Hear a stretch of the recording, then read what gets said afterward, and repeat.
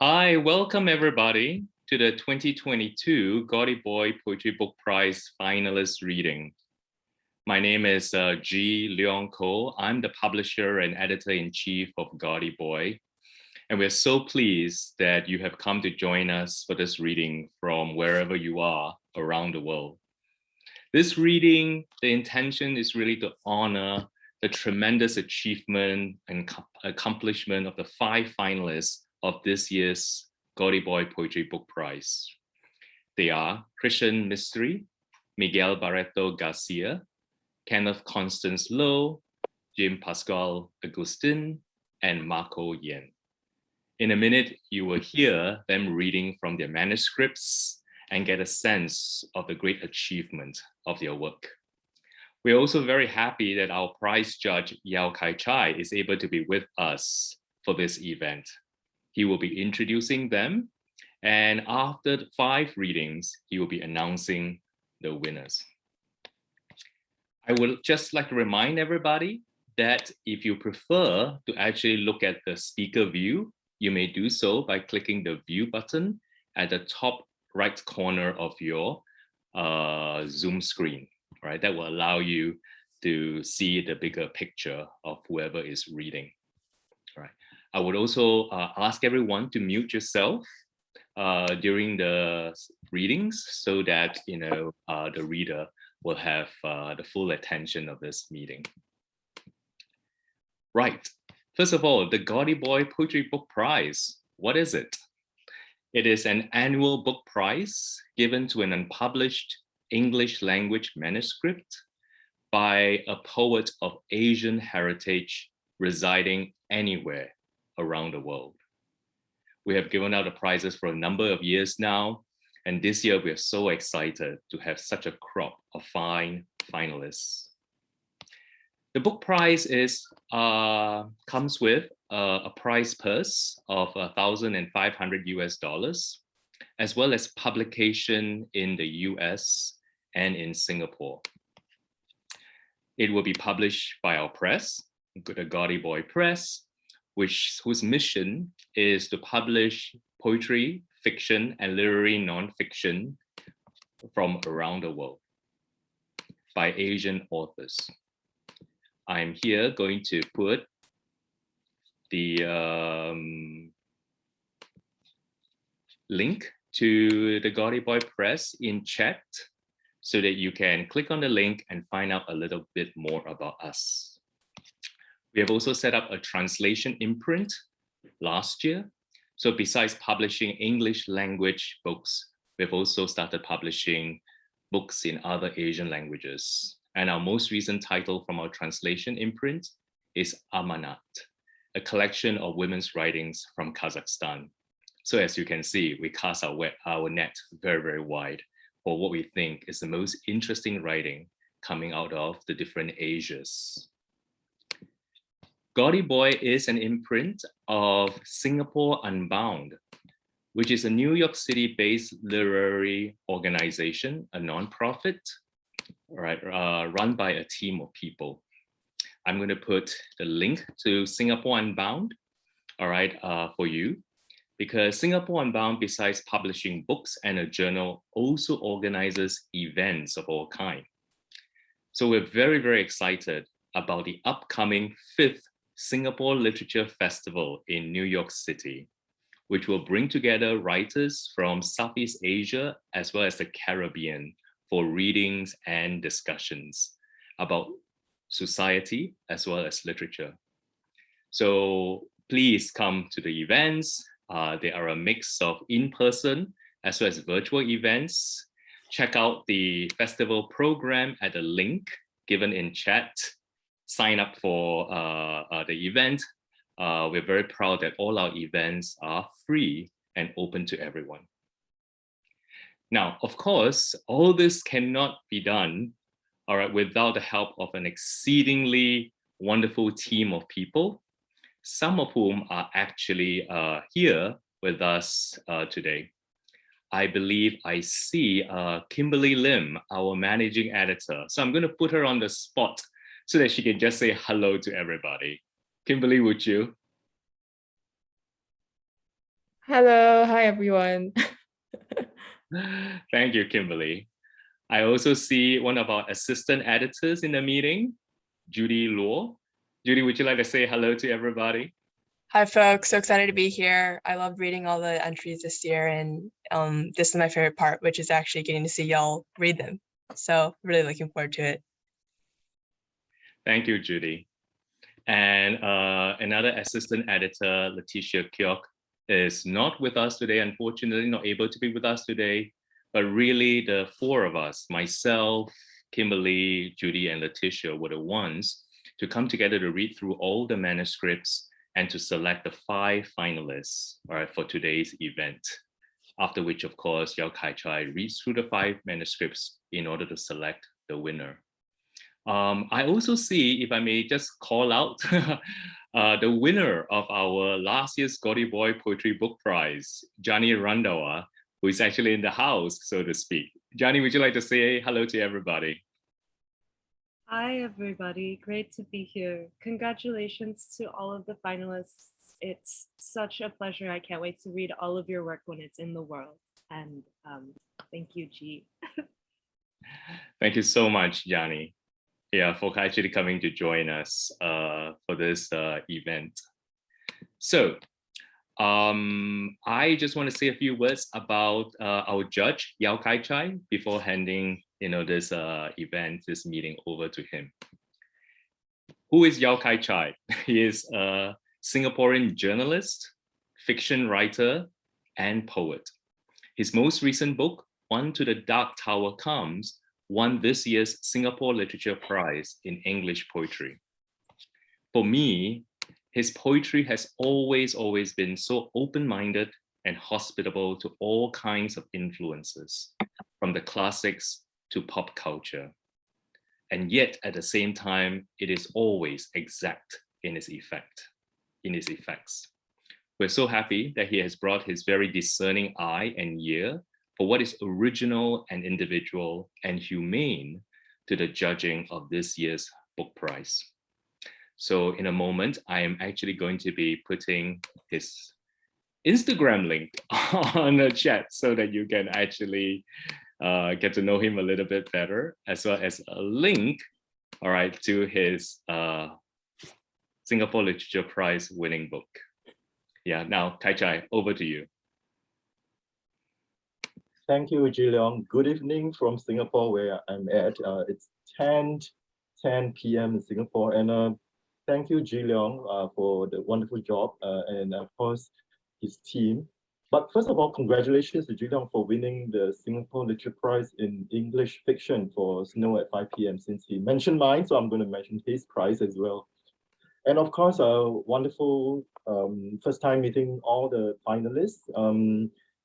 It's very strange for me to read your manuscript before I get to know you, but now that I've seen your face and try to put face to manuscript, I think I've got a good idea of what you're all about. But well, let me read a citation of the manuscript I read in general, what I thought of them. So I thought that all 5 manuscripts reflect the basically the increasing connectedness of the world. In our own way, they all show universal concepts of identity, belonging, and personal agency. So the best poems among them address the communal in the personal and vice versa. They make the heart beat a little bit faster and tell us to live in the moment, fleeting though it is. So that's generally my sense of reading the 5 manuscripts shortlisted by the team. So the first reader we're going to have is Krishan Mistry. His manuscript is tantalizingly named Home Intruder. I viewed it like a Netflix-style documentary. Krishan, there's real suspense in the way domestic vignettes are juxtaposed, cropped, faded in out, something very cinematic about the way you sequence your poems and I guess text as well. So I'm not quite sure everything is poetic. At the center of your narrative, I think, are the sanctity of the body and the personhood, and you plump memoir and crime thriller elements with blurry, badly taken photos, which I don't know whether it may or may not be in sync with the words. Various transgressions, linguistic, familial, corporeal, cut through the text and reveal new wounds, new revelations.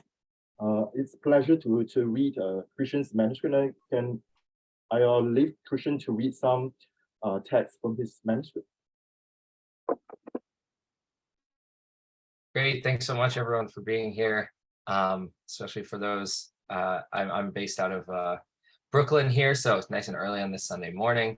And yeah, very special thanks to the hosts for having me and to everyone who read the manuscript as a part of this whole process. I really appreciate it. So Home Intruder is an attempt to rewrite personal memory through the tropes of the horror fiction genre. And there are kind of three threads in this piece. One that is more of a prose fiction, a prose element about a dystopian future where the people have decided the only ethical meat to eat is human meat. And there's a father and son who work in this illicit market harvesting human bodies. And then there is also a kind of prose poetry element about someone who maybe is trapped in a room or something like that. And then peppered in these poems that kind of list various things. So now I will begin. Run along, little boy, say your prayers, kiss all the girls on their cheeks. Don't be naughty, O child, don't be wicked or wild. The world holds an oyster knife to your lips. When my limbs reappear, I pause and consider the dark. Four walls make themselves known to me in silence. My body is tilted, rolled to a side. I lose trust in myself, in the floor. I am falling, until the depth finds a mattress under my feet. The ceiling speaks in tongues I have not heard before, any indication that I will not be folded up and sealed away without a whisper. I never look for doors and I never find them. The father grips the steering wheel with one hand and picks at his teeth with the other.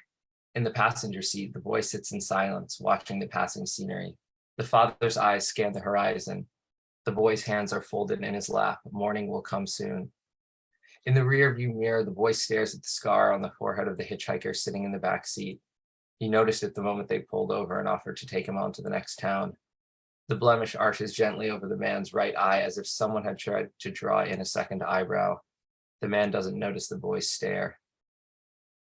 The man says they've missed the turnoff. They keep driving. The man asks which way they're going. The father is silent. He turns into an empty parking lot. He stops the car. He removes something heavy from the glove compartment. He gets out of the car. The sun sits slightly above the horizon. The father and the boy follow the curved driveway around to the back of their house. They get out of the car. The father lifts a duffel bag out from the trunk and onto his shoulder.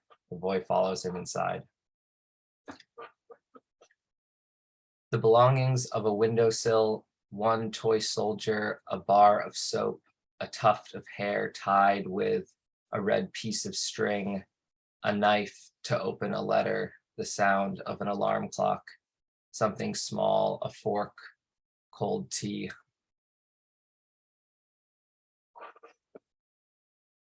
I wake scattered, walk in circles around the mattress on the floor, each wall a darkness. My body struggles to be the container of itself. Every moment copies another and holds its breath.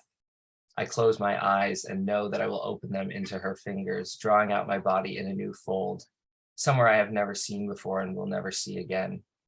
I hold my hands close to my throat and feel myself taking up less space, contracting into a corridor of the mind. At the end of the main hallway is a room which the boy has never been allowed to enter before. Today, the father tells him to come inside, tells him to enter his classroom. The boy's breath becomes visible in the air. Along every wall, people lie naked on their backs. A thin layer of translucent plastic lines the floor. The father drags a body with a scar on its forehead into the center of the room. Silent, with knife in hand, the father moves methodically over the body, cutting it at various points. The boy stands by the door and watches. A happy human is a healthy human, is a tasty human, and our mission is to provide customers with the highest quality meat products locally sourced daily and processed in a humane, low-stress environment based out of our very own home. The father says goodbye and gets into the car. The boy does not know exactly where he is going, but he knows that when the father returns, the weighty cargo he helped load into the trunk will be gone. The boy stands by the edge of the road and watches the car drive away. He doesn't like it when the father goes. He gets scared at night, curls up sweating under all his covers, lies awake listening to the steps of visitors unseen. Sometimes he doesn't sleep until the sun comes up or he's greeted by the sound of keys entering a lock. The car disappears in the distance and an anxious wave builds inside the boy. Our small family-owned operation is proud to offer cuts that only contain 100% whole muscles from livestock, which are safely handled in our sustainable facility. We're especially proud of our signature white meat, which we chop in cold temperatures to prevent it from getting overworked. The result is a tender product with a rich and complex flavor profile that is sought after across the country. The small yellow room with a light, an open window, the smell of burnt matches and rain. There's a painting we do not look at anymore, a book without a cover, a silk tablecloth tossed in the corner, a pair of old shoes, a table with curved legs, a candle holder, ash, a cloth with a stain, a small tin with screws inside. The branches move back and forth. I lie on my mattress. I am unable to wait. I scratch at the walls, want them to devour me. I pick at pieces of paint, poke at plaster, try to pull up floorboards. I feel awake with the room, brought together with the creaks I try to make across the wooden planks. I am mocked by walls without crevices, not a single line to run a finger across. The ceiling cries down on me, feeling perpetually lowered. What am I underneath? I wait here sunken. The days begin to spill across one another. When their borders finally disappear, I hear a knock, knock. The first time she comes in, she shaves my head, correcting the proportions of my body, making me appear smaller. I want to say I know her hands, but they feel foreign, far away, tilting my skull forward to take length from my head. Dark strands fall past my eyes, tears drop in sharp pinches, my limbs jerk and react backwards, attempting speech. Her hands move with close certainty about my head, answering questions with shape and position. As her hands climb my body, I wonder what they see, wonder through what cracks or capillaries they seek to enter. I talk back, I say, I do not allow this intimacy. You do not get to skim the inside of my veins. There is nothing believable about your eyes. She looks at the back of my head, asks if we should open it up and take a look inside. She says I should close my eyes. She says, stop this, these counter offers and requests. You already know where it is you are being led, that you should embrace your love and ignorance of doors. When I open my eyes, she is gone. Today, the father says, is a very busy day, and the boy has been given more responsibilities. He works through the classroom, sanitizing everything while the father brings bodies into the house. The boy rolls a fresh plastic covering onto the ground, lines up blades and tools in order of size, arranges bodies in rows and tags them on the ear with a makeshift piercing gun. He moves quickly, thinking about what he needs to do next. The boy kneels down and brings his hands to a head, separating the mouth at the lips. He peers inside, examining teeth and tonsils. He removes piercings, dental crowns, and checks for signs of sickness. The boy circles the classroom, moving from one body to the next until he meets a pair of unclosed eyes. They stare. Shallow, fissure, brackish doctrine, fallow burden, a mockery of skin, iron depravity, the intestine of carnage. The boy feels about to turn inside out. He runs out of the room. Flushed with sweat, the boy is bent over in the bathroom. His retches echo through the hallway, tongue coated in acidic bile. When he emerges, he finds the father standing in front of him, knife in hand. The boy wipes his chin with the back of his hand as the father's eyes trace his form up and down. He says, "Make sure you remember this taste." On the stove, a bubbling pot fills the house with a rich, savory scent. At dinner, the boy is given a plate holding an oblong gray object. The father says, if you wish to taste your own innards, this is the tongue of a goat. Sate any curiosity you might have. The boy skewers a piece with his fork. It is delicious. And yeah, I'll stop there. I think that's about the right amount of time. Thank you, guys. Thank you, Krishan. I wish you'd be made into an actual film one day. Home Intruder, yes. The next speaker is Miguel Burrato Garcia. His manuscript is kind of sweet. So I read it like as if it's a reverie in senses, an exercise in trying to find oneself in volatile intersections of various identities, as they seek succor, even as they're looking for spiritual transcendence. Candor underscores their search worn like armor, either coping with gender dysphoria or expressing desire. These poems take a claim on wants, either out of lack or out of actually wanting more. Let's hear it from Miguel himself. Thank you, Kai Chai, and thank you everyone for being here in community and for us to read our poems. Here it's raining today, and I've actually moved to St. Louis, Missouri. And I'd like to acknowledge that I am in ancestral land that belonged to the Chickasaw, Delaware, Illini, Kanza, Iowa, Otoe, Missouri, Osage, Quapaw, Sac and Fox, and Shawnee nations. So how does a body survive from violence? What does it mean to be kind, and can kindness heal? These are the questions that I explore and contemplate on in my collection, Kinder Sweet, and I'll be reading some of these poems. Snow Father. The only language I knew was necessity, to be born a body in the form of a loan. A loaf in my mouth I have to be sorry about. I learned to bike on my own. The scar stung, but it wasn't as painful as my father's silence. Then I discovered snow. The snow father I built. White hair, white beard, a carrot for a nose, and a scarf made of figs. Instead of skipping pebbles, I gave Snow Father a smile. When it was time to leave, and it was spring, the puddle kept on laughing like happiness was an echo I heard for the first time. Snow Father just stood there, melting. I never knew snow could be so warm simply by not leaving.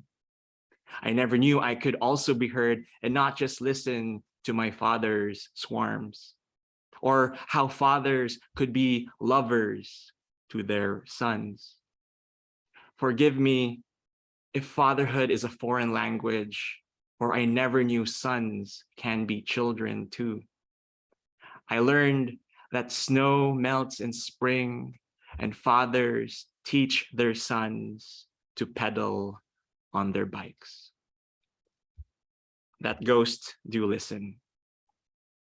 I don't listen to the silence because I will be listening to my history. I don't like the sound of my conscience. I don't like sound. I hear leaves rustle, but all I hear are hand grenades from a nearby village. A cool breeze passes by, and those are angry ghosts.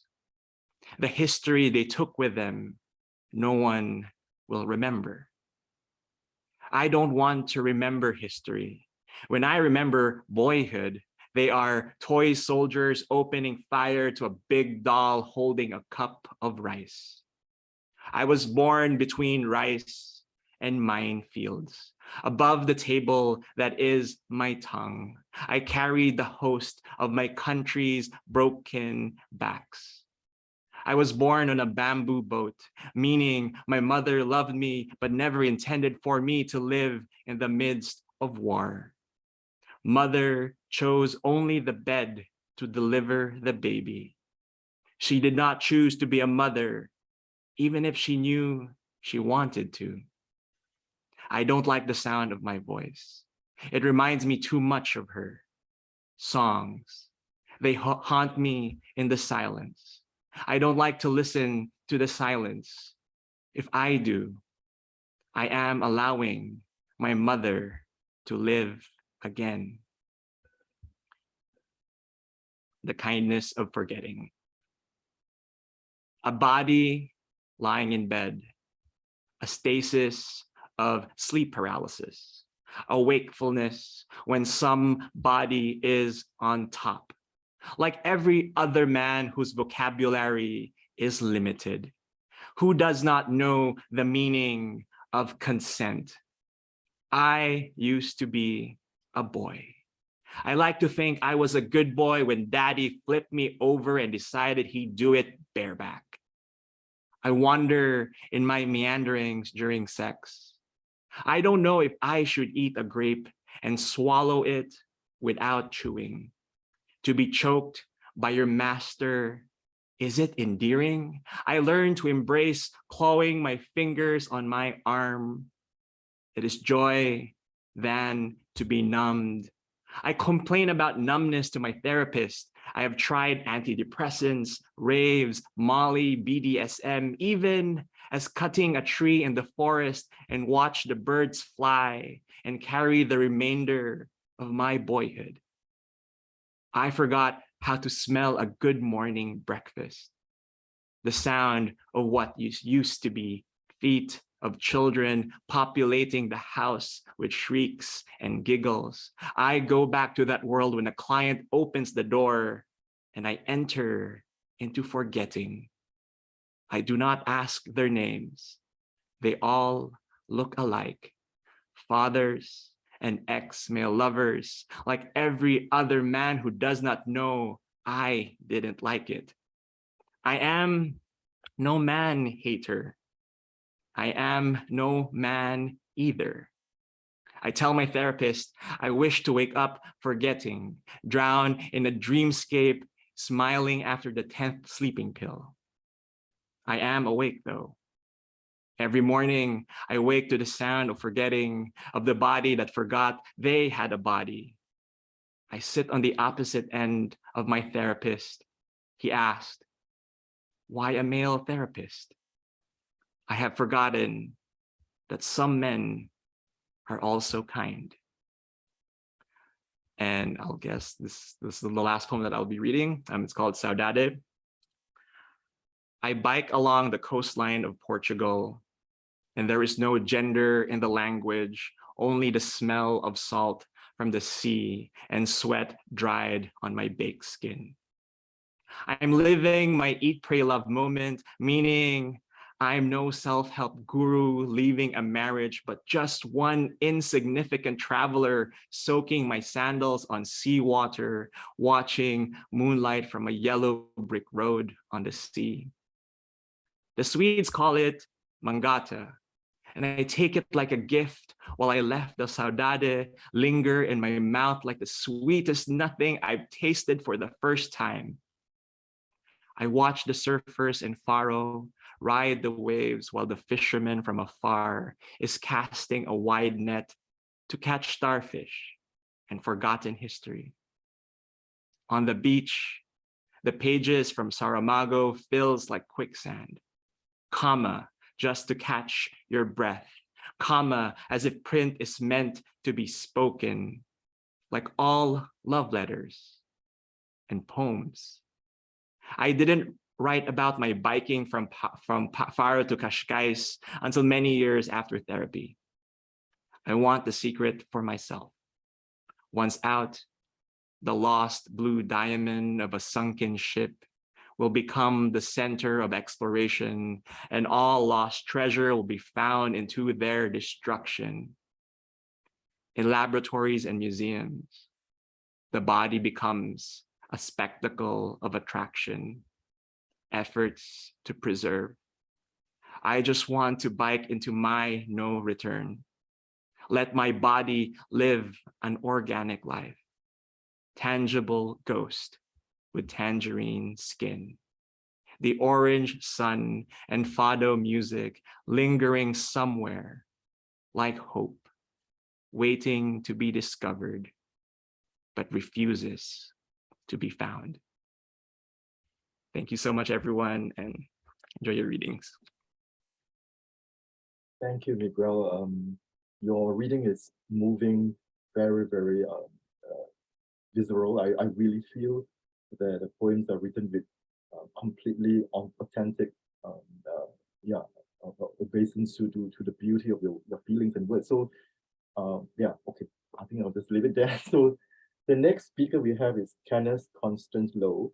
His manuscript is Sun-Dried Air. Here's what I wrote about it after I read poems. Violently happy or terribly sad, Kenneth Constance Low poems don't mince their words. Tumbling off his mind, memories and accounts are reflected shots that gleam and draw blood. Other times, the collection is packed to the brim with wildly associative images which cave in upon themselves once you think you've pinned them. It's hard to trust the calm, the first poem declares, which works as a kind of de facto manifesto for the way the poet is reinventing languages of perception and meaning making. Everything is at risk. Think big or go home. Let's hear it from Kenneth. Thanks, Kai Chai. So Sun-Dried Air is my attempt at a manuscript, a collection of poems that I wrote about, living alone, being solo polyamorous, post-breakup, post being 10 years in relationships, and I guess lockdown, dealing with yearnings, and also having the space to deal with sort of a family history that I never really touched upon. Like while I was in Singapore, I forgot to mention I'm based in Vienna right now for the past 5 years, but I'm originally from Singapore. I am going to dive in right now. Not a number that exacerbates the tangential desires bubbling in the background, foregrounded by these pangs, a cloak and dagger attention span nipping the foreskin of my heart.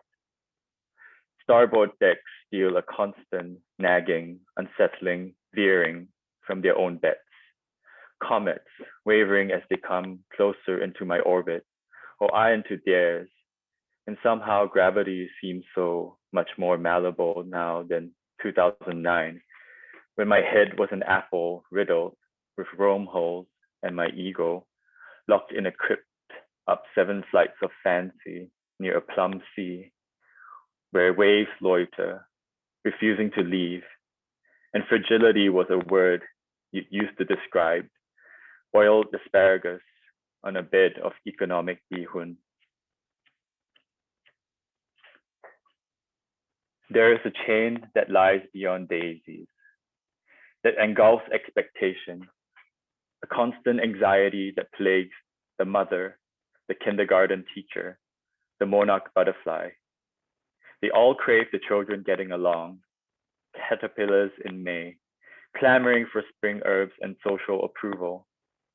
Mother is high on dandelions, cradling cocoons in her sundress, one for each day of the week, mirroring the bunions on her wings from tying cables, each cable a chore that she bore, she a tireless pollinator, rose quartz in serenity, tiring till the doldrums, wings torn, cane sugar, cowering child. Okay. Reduce screen time. Restore routine. Cold air, OxyContin freezes feet, oxymoron. Oxygenated blood coursing through hungover veins. The main vein of a heart cock pulsing it hard is a sigh for sore eyes. Balls, hands grabs heart cock and feels the hangover pulsing hard. Blue, indigo is lonely. Blue is health, stealth, wealth. No, not wealth. Blue is prickly, pristine, precious. No, not precious. Blue is rust, bust, dust, crush. I must not proselytize. Blue is a color you cannot fathom as temperature, climate change, oven grill. I quit speaking about quitting. A quilt of blue teeth is not a sight that your grandma would stitch tonight.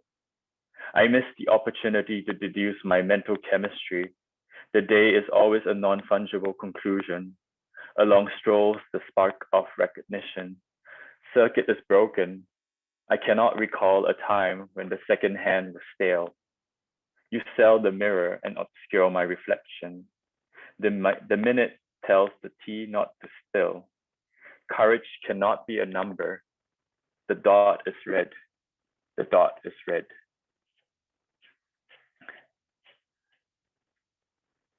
Okay, and now I'm reading actually one of my longest poems. It was written in the context of an exhibition. It was written, I was in a residency in Brussels like 5 years ago. I'm just gonna dive in. Lacan Placid. A crocodile lays on a bed of crocus with gently smiling jaws, tanning its hide against walls festooned with smilax, pondering the day Miss Birkin goes free range. The lake is caked with a sheaf of moss green precipitate, insoluble in excess hydroxyzine. A squadron of ducks bumbles along, the algae their canvas as they brush their webbed feet with panache, oblivious to the reptile's desire for kying pet young, bubbling up in the broth of its belly. Vile bile of the Nile, let my body go. My body lies over the ocean. My body lies over the sea. The sea is history. Derek Walcott. My body sends microwaves down to spine, circling each intervertebral disc, etching hickeys at every corner, every turn belying the bloodbath of Salzburg. Castle to castle, lust to rust, caught in a landslide of arrogant cherubs and Penelope in an infinity loop with no room to dust. Just pictures of Jap curry in cyanosis. I'm going to have an operation from tendonitis in the shoulder. Jane Birkin. Sticks and stones may break my bones, but snakes and slugs deify me. They tell me there is much tension around my temples, structural weaknesses, as the Federal Buildings Agency would say. I call upon my sister for mercy, mercy for the slugs whose mucous talismans callously adorn the steps of my altar, mercy for the snakes who, after swallowing fortune cookies in whole, spit out illegible bits of waxen tender at my avatar, a 90-something-year-old Nonia grandma with more than a wishbone to pick. Old womanly fatigue, a female centenarian, Bruno Maddox. What was the measure of a man? Was it the way one wore their cufflinks that peeked showily through the sleeve picks of a double-breasted blazer? The way culottes rested neatly on the hip, highlighting CK waistbands and abdominal V's, or history as told through the swampy annals of anal canals? You might be surprised to learn that said canals plundered the Silk Road and were Wunderkammern of chinoiserie, all forbiddenly stitched on camel's humps, wakame, and bamboo plastered on tofu skin and wok-fried porcelain. Sugar, spice, and everything but rice. A Range Rover guzzles la chouffe in the indices of park meets regulation on Avenue Von Pratt. It meets a young British family right outside the Japanese tower, and they're noticeably excited because it's their first time going to Japan. When they get home, they're going to watch Mulan because it kind of ties into the Japanese garden, right? Illicit vapors of coriander and sesame creep in from the heavens. Hell, already frozen, heaves a roasting sigh at this little heathen, the love child of acridine and a yuzu tree. Here, a public service announcement from a Parisian. Uni should be consumed along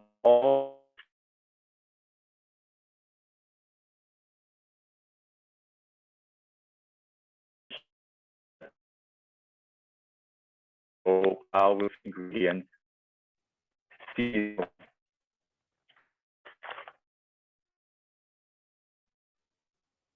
Sorry, I froze. Ah.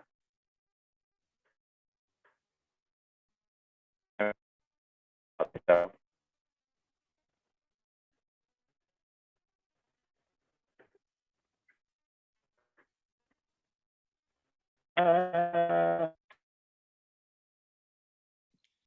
Hi, Kenneth. This is G here. Are you hey, having? sorry. No worries. Everyone froze, so I just switched to my hotspot. No worries. No worries. Um, I think you are back now. Do you want to try speaking again? yeah. Yeah. I'm just Why gonna. why don't you start again from 10 lines back or something? Okay. I'll start in the last stanza anyway. Illicit vapors of coriander and sesame creep in from the heaven. Hell, already frozen, heaves a roasting sigh at this little heathen, the love child of Acridine and a yuzu tree. Here, a public service announcement from a Parisian. Uni should be consumed alongside all other starchy foods such as baguettes, crackers, etc. But stop it with your rice. Sure, let's fuck up traditions and recipes and go wild with ingredients, seasoning, sun, sea, sex, fuck university. Well, I guess banh mi wouldn't exist if the colonized didn't get inventive. And where would we be without banh mi?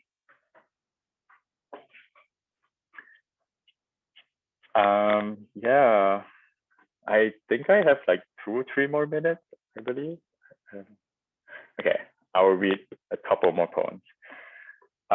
This one's called Alaska.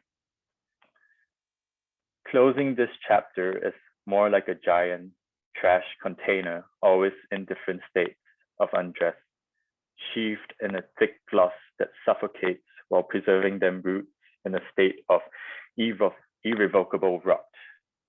You cannot smell the stench that bubbles just beneath the impenetrable layer, this glossolalia of abominable scents. Instead, visual enters your nostrils, shoving its way up like corona test swabs and massaging hysterically the frontal lobe of your olfactory glands. And one last poem. This one is called Some Criminal Cry for Help. Eyes crossed into a bleary pornopticon on a day like today, labored beyond an insecure conundrum of a dreary palindrome coating the tongue while coaxing a waning moon, whose climax is money in future tense. Sugar Angel reaches into deep folds and licks every drop of Luna milk, trickling down crimson tides, resting at the feet of a co-star sub. Do rom-coms, breakup song, yelling in pillow. Feelings can be bone dry, yet wet with desire, spring reminds me, edging one to a verge of tears without reason, and here I am bending time into rhyme to assuage this taste for discontent. A steely lemongrass at the back of my throat, weekend's mustiness emanating from rather fresh sheets. Dreams as regimes forged overnight at recess when the iron is hot and the bullies strike gold, silver, bronze, and a fag is born. Thank you. Thank you, Kenneth. Listening to you read and finally reading a bio, as many of you don't know, I judged the manuscript without knowing who the writers are. So when I actually read your bio, then I realized why your poems are this way. It's a mixture of sculpture, video, movement, text, and olfactory objects, things that I gleaned from your poem. So Kenneth, you don't have to worry about just now that video hiccup thing, because it's really part of your associated with your wildly associated things, which I see. So I'd like to find out more about your artwork in other fields as well. So just from my perspective. Our next speaker is Jim Pascual Agustin. His manuscript is called Waking Up to the Pattern Left by a Snail Overnight. What presence, what exquisite sensitivity, such perspicacity of mind and heart illuminate Jean Pascual Agustin crystalline poems, masterfully observed, shone through with zen penetrations. These songs of innocence and experience divined a universe of complex lives lived, torn asunder, celebrated and mended. Your envelope in these entirely believable scenarios filled with people and creatures finding themselves in everyday moments and extraordinary circumstances. Let's hear it from Jim himself.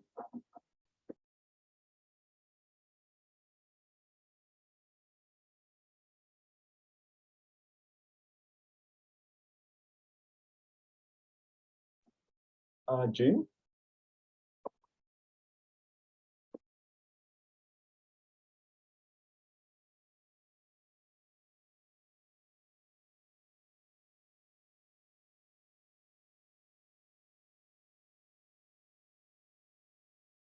Jim, you have to unmute your volume.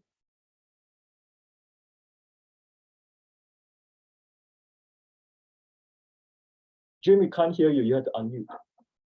There. How's that? Is Okay, that right better. now? Okay. Yeah, we can hear you. Okay. Sorry about that. I thought it was you. Okay. Sorry. Good day, everyone. My name is Jim Pascual Agustin. Sorry, I have to take my glasses off because otherwise I can't really actually read my own text. So sorry about the eye bags. I'm living in Cape Town right now. It is late afternoon now.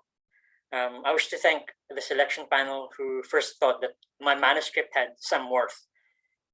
It's wonderful when complete strangers take notice and even reward the solitary act of writing poetry. This September marks the 50th anniversary of the declaration of martial law in the Philippines by the late deposed dictator Ferdinand Marcos. The lies that continue to be spread by Cambridge Analytica trained social media handlers of the Marcoses will keep trying to decimate the memory of those who fought the regime. My manuscript doesn't just tackle martial law, but I chose these particular poems to share with you today to highlight the anniversary of the declaration. There are 4 sections in the manuscript: Bound by Wood, The Belly of a Termite, Something in Its Grip, and Resonate. The first 3 sections deal with nature, politics, and departures, respectively. The 4th has all 3, but the themes are bound together by a single line from a song by Icelandic musician Björk. A line misheard in different ways becomes the title of each poem in the final section. I shall read the poems in this order. First one is Enduring the Night. Second is Injured in the Night. Third one is Injuring the Night. The 4th, For the Saviors, is actually a translation of my own poem from the Filipino. The 5th one is The Same Jewels. It was prompted by a few lines from a song by Taylor Swift. And the 6th is called After Seeing Mad Max, Fury Road. The last one is one of my shortest poems and also the source of the title for the manuscript, Waking Up to the Pattern Left by a Snail Overnight. So here are the poems. And you ring the night. You hold a phone, though it is a banana, in the eyes of those who cannot see. You cradle it from another time, the rubber-covered wire coiled around your arm again. Outside, it is late afternoon, but your voice bears the sleepless weight of dawn. It is September, the season to remember the disappeared, and you ring the night watchman who doesn't pick up. Your finger makes precise movements in the air. The rotary phone spins back in silence. Injured in the Night, for Joel Pablo Salud. September is a war of memories in the home country. Roads and alleys, unmarked cemeteries, billboards are nothing but metal skeletons hiding behind the clash of colors on tarpaulin. The promise of whiter skin looms over the patchwork maze of shacks. No one mends a bullet-ridden car. It becomes fodder to the crunching jaws of scrap machinery, not a piece of evidence. Who will remember those injured in the night that disappeared? Are we only here to scavenge a landscape where smoke coils long after the last burning? Injuring the night. Injuring the night's skin, boots, dark with someone else's blood. Shattering the night's skull, porcelain cups, the shape of babies' mouths. Twisting the night's spine, dawn, throwing ropes of light. For the saviors, I can now walk on the side of the road without having to avoid traces of blood or the shadows of the murdered. At home, I no longer need to bolt the windows shut, fearing the creeping voices of prisoners. Freedom is so visible, it makes the eyes of babies look like wounds, while the newspapers declare the names of the new saviors of the land. The same jewels. Starts with a quotation from Taylor Swift, her song My Tears Ricochet. You wear the same jewels that I gave you as you bury me. The same jewels. The dogs are barking at nothing again. Perhaps at the wind that tugs at the leaves ahead of their dew falling. Maybe dead stars stab the eyes of the dogs as they look up, sniffing in the expanding shadows. I could never read the minds of other people's dogs, could never see past their teeth. One researcher said they can sense bad people, or at least something close to rotting, as if none of us is forever on the boundaries of corruption, a turning to carbon and other elements beyond the measure of science. A con sometimes, science, in the hands of those who trust instruments above the unseen and immeasurable. The few grams between the last breath and after. You and I, for all we claim to know, could be nothing but jewels in someone else's trinket box. A box lugged around, shaken, easily lost and forgotten, in a dark corner, only remembered at random by a being far beyond our reckoning. A box, a coffin. I'm sure the dogs can hear me singing in my head as I walk past the fence that keeps them in, singing to fight the trembling as they snarl and snap at my swinging limbs. The first departed to be afraid of another living thing. After seeing Mad Max, Fury Road. In this world, water is a womb on a citadel of rock. There is a mad frenzy in the air. People move like spiders, climbing nearly vertical walls. Even the children are not children, but remnants of old clothes stitched together. There's a crunch of sand between the teeth if anyone tries to speak. The women stay silent, a rusty dagger hidden between folds of skin. Max, stray as a muzzled dog, dangles on protruding lengths of metal. In the crush of rock and steel, something is bound to be broken. A chain, a twisted order. Something else, without yet a name, will become flesh. Waking up to the pattern left by a snail overnight. Troubled as a dream without an end.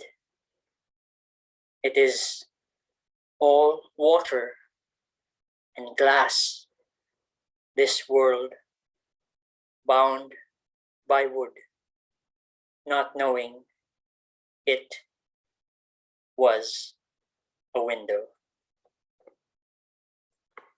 Thank you. Thank you, Jim. Thank you for your very exquisite reading. And I think it's the first time I've seen Bjork, Taylor Swift, and Max Fury Road in one collection. So as someone who has reviewed music and movies in the past, I really enjoy how you managed to turn pop culture into material as well as politics and stuff. So thank you very much, Jim. Thank you. Thank you. Our last, but definitely not least, our last speaker is Marco Yan. Marco Yan has a manuscript which has a very long title, and probably the longest title here. Whoever told me not to dive headfirst, dove headfirst, and knew the taste. This is what I wrote about Marco's manuscript. To paraphrase a Shakespearean line, to leap or not to leap is Marco's line, which underlines the collection's exhortation to not take whatever munificent blessings for granted. A sense of being cast adrift permeates his poems of longing, where home is not where it once was. This sense of somewhere bound lends true poignancy to this poem. Here's to what passes, here's to what shall stay, rings true for many, or perhaps in Hong Kong, who still cling on to hope, come what may. Let's hear Marco himself. Thank you Kai Chai for your introduction, and thank you G for hosting this, and thank you Krishan, Miguel, Kenneth, and James for filling the space with words. So I'll talk a little bit about my manuscript. So this manuscript originated from basically the speaker's fear of death. So just, the ultimate enemy. And then because as a true believer of dialectics, always believe, there must be a counterforce. So I've been writing poems about the counterforce and thinking about, it must be life, right? So life, the antithesis of death. But then the more I write, the more I realize that it's actually desire, like the act of wanting that really keeps us going and really keeps us alive. So the second part of the poem, of the manuscript, is basically about like the speaker trying to desire more, not only about like for people, but also like things around him. And in the end, the last section of the poem is sort of like a synthesis of this, the interaction between Thanatos and Eros. So I'll start with this poem. This is the very first poem that starts the collection. It doesn't have a title, but then it kind of acts as a thesis statement of this collection. You watch the afternoon stagnate on a wall and the staghorn ferns sway, green flames by the south window. The peat moss does not go dry. The candle does not burn out, sweet myrtle seeping into the drapes, persistent as a pillar of dust. The Bonnevere record spins, the verse, the bridge, the chorus. Then the verse returns, warmer this time. Still alive, who you love. Isn't there an end to this cloistering? The dead visit never as moths or ghosts, but angels with a singular wing, or an April draft, or the abundance of frogs by a pond, how far they leap, how closely earth follows. Imagine a perpetual fall, other fears you cannot look away. Maybe life flees like a beast and you are the shackle to keep the wildness close. There is no risk, no safety, only actions and consequences. Exits are no more dramatic than moving forward. Remember the beginning, the sun goes on.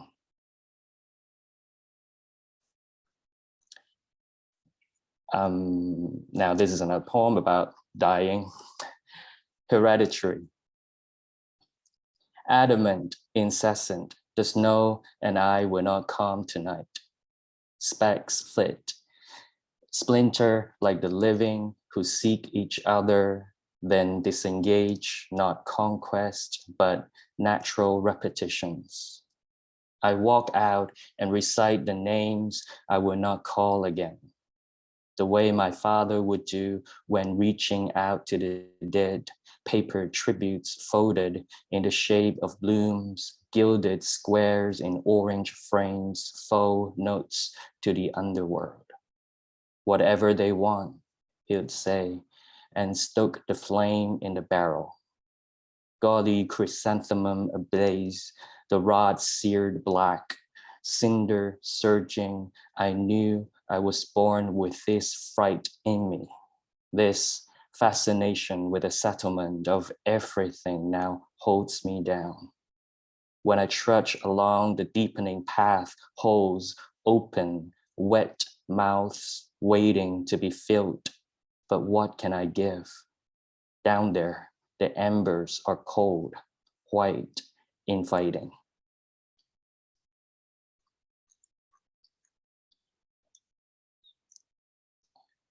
On walking. Late March, the street covered in a morning sheen. As I walked to the subway, eyes on the phone, I stepped on a snail. First, there was the crunch, then an instant of stillness, then the ooze, which had been water, muscle, and pure appetite, binding my foot to the ground, to a gelatinous body now set in my book of cause and consequence. For the rest of the week, I carried this scent of digested grass, raw, metallic, and the air was heavy with wetness. The street became longer, every break slippery. Okay, so there are all the dead poems out of the way. So I'm going to read some poems about desire and about how one paying attention to things. So this is Oh, in You, the Animal. Oh, in you, the animal. Look at your oversexed dog, the minimal attention she pays to her surroundings. The thunderstorm recedes to background music. When the heat comes, when your couch becomes the pad she soils your leg, a warm cushion for humping, the panting only natural. How are you different? You own a dull body capable of 1,000 tricks, a mind which allows itself to be thoroughly tricked, so call it magic, a game of damp illusions, a ruse to impress the impressionable. Taste the syrup on the sundae and treasure its measured time in the sun. You make yourself sick, twisted, and cerulean all at once because the dirty work here on earth is to be beautiful. The only approach is to seize and yield to whatever is offered to you. Bite into it. Stay selfish without isolating the self. A flower needs another flower to be flowers. The sinewy shadow the light casts on the wall depends upon a steady arm. You need the touch of a stranger to learn how to love yourself.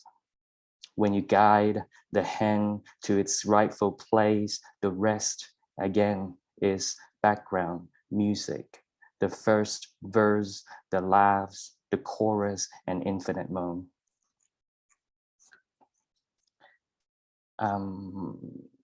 Then this is a poem about actually a neighborhood. Oh, by the way, I forgot one. I'm actually now in Hong Kong right now, so it's nighttime. So this is actually the poem that I'm going to read is it's a description of a neighborhood where I used to live. It's called a flower market. So it's actually just a lot of florists.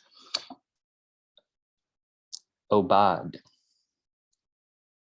Another year of rain and terrible air, then I see the street again.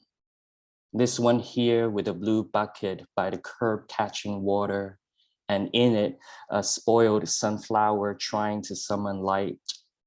The engines of early delivery trucks in chorus, and the florist who wipes his hands on a fresh apron after pruning, after having his fingers deep in dirt, and the feral vines of ivy partitioning space, and the ferns sprawling into a continuum to ward off diseases, and the hawker who roasts chestnuts and sweet potatoes shrouded in smoke and specks of charcoal, and the caterpillar hidden in a bundle of white stars, and the violence of orchids which will last for another month, and you somewhere among what thrives and will surely die, with your keen eyes and heart bright as a hibiscus, waiting.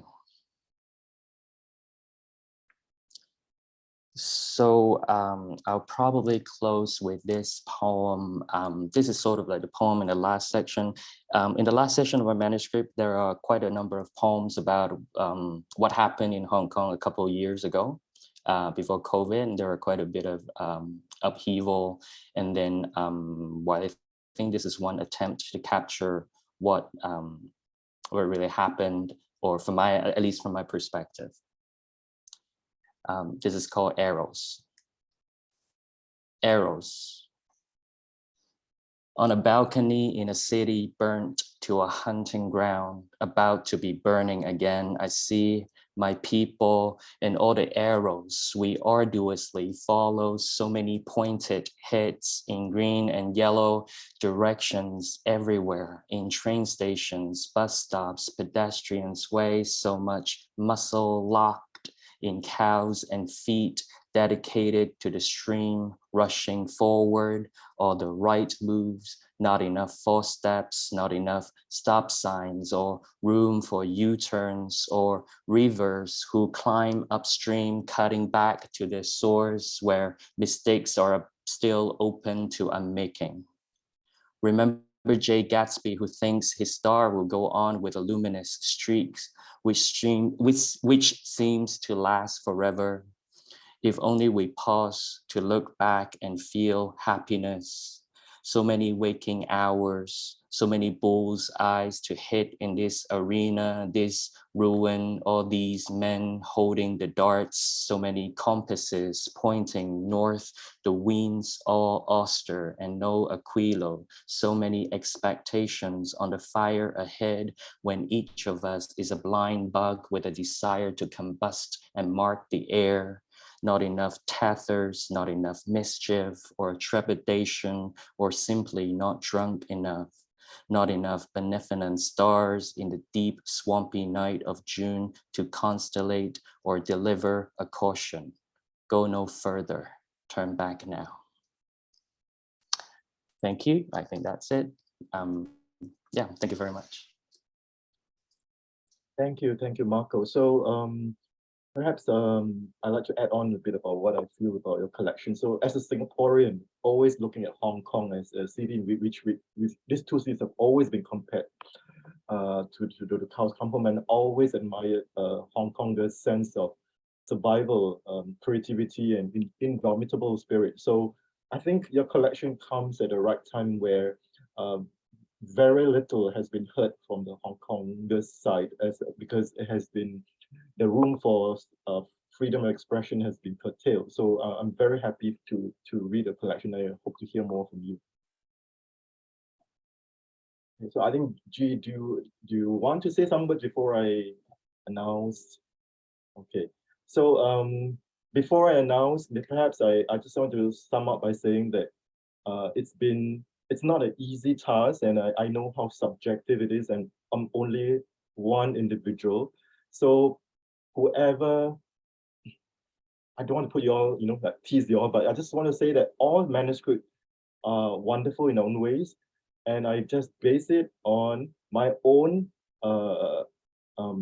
criteria, which is to look at the themes, the language, and how the images come together. I have no idea who wrote the manuscript when I first read them, so take note that it's all based on the collection itself. So I will read a few more lines about the winning manuscript. So this collection, with a few deft strokes, many of the poems in this collection range far and delve inwards. Politics, nationality, identity, family, laws of nature, everything, everywhere, all at once, yet intimately, pulsatingly at home. The winner of 2022, let me read the full name, Gaudy Boy Poetry Book Prize this year goes to the manuscript. Okay, I'm going to read the manuscript title so that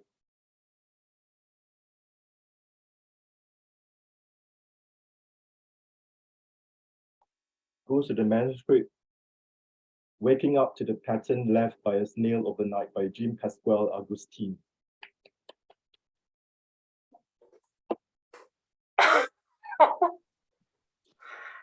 Jim, you want to say some words? Oh.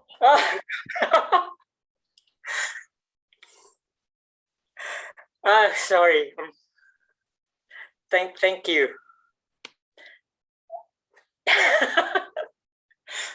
Thank you very much. Sorry, I didn't expect it. Sorry. I don't know what to say. Thank you. I wasn't. Thank you very much. Thank you so much, Jim. Yes. Thank you. Seeing your reaction is just so joyful.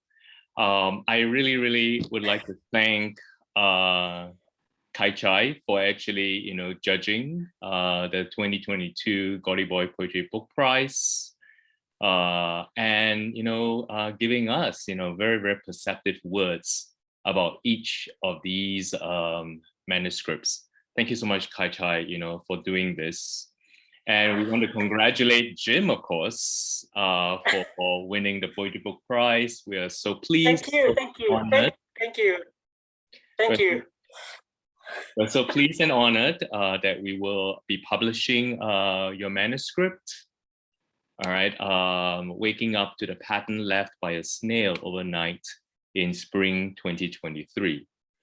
At the same time, we also want to extend our congratulations to our other 4 finalists for the achievement of each and every poem in your manuscript. We are very sure that we will hear much more about all of you in the next few years, because we have just been so tremendously impressed by your work.